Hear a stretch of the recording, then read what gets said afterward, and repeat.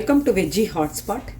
இன்றைக்கி நம்ம கிச்சனில் ஒரு ரா டொமேட்டோ சட்னி, அதுவும் ஹெல்த்தி. அங்கே ஆயில் தேவையில்லை, இதுக்கு அடுப்பே தேவையில்லை, அடுப்பில் பண்ண தேவையே இல்லை, எதுவுமே இல்லை. இது ஒரு ரொம்ப சிம்பிளாக செஞ்சிடலாம் நீங்கள். அதே சமயம் டேஸ்ட்டும் நல்லாயிருக்கும்.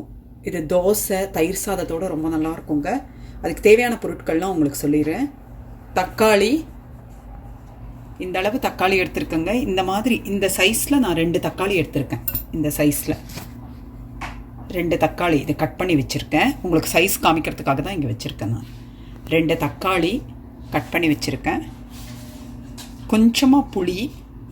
உங்கள் தக்காளி கொஞ்சம் புளிப்பு ஜாஸ்தியாக இருந்தால் புளியை கொஞ்சம் குறைச்சிக்கோங்க. அப்புறம் உப்பு தேவையான அளவு, பெருங்காயம் 1/4 டீஸ்பூன்,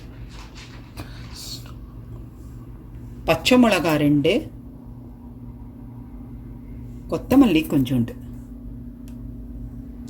2 டேபிள் ஸ்பூன் இருக்கும் வச்சுக்கோங்களேன் கொத்தமல்லி. ஸோ முதல்ல என்ன பண்ணணும்னா மிக்ஸி ஜார் எடுத்துக்கணும். மிக்ஸி ஜாரில் முதல்ல தக்காளியை போட்டுறேன்.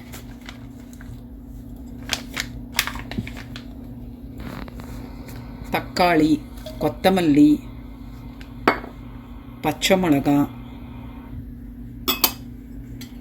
புளி, பெருங்காயம்,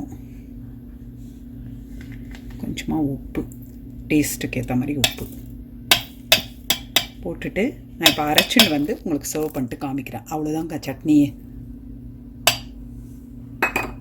நான் அரைச்சிட்டேன் பாருங்கள். இப்போது இந்த சட்னிக்கு அவ்வளோதாங்க.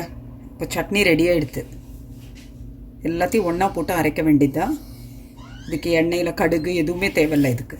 ஆனால் டேஸ்ட்டாக இருக்கும், ரொம்ப டேஸ்ட்டாக இருக்கும் தோசையோட சாப்பிட்றதுக்கு.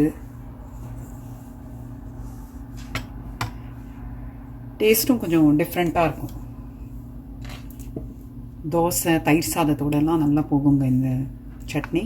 ட்ரை பண்ணி பாருங்கள். மறக்காமல் உங்கள் கமெண்ட்ஸை போஸ்ட் பண்ணுங்கள். தேங்க்ஸ் ஃபார் வாட்சிங்.